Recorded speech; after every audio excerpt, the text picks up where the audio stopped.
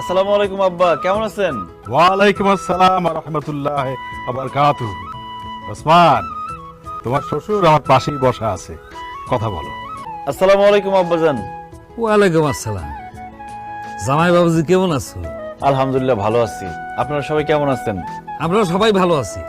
এখানে সবকিছু রেডি আছে, কাজী সাহেব চলে আসছে। আমরা এখনই বিয়ের কার্যক্রম শুরু করব।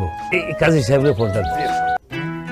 বাবাজি 6 মাস পর যেহেতু বাড়িতে এসে অনুষ্ঠান করবা, তো 6 মাস পরেই বিয়েটা করতা, টেলিফোনে করার কি দরকার?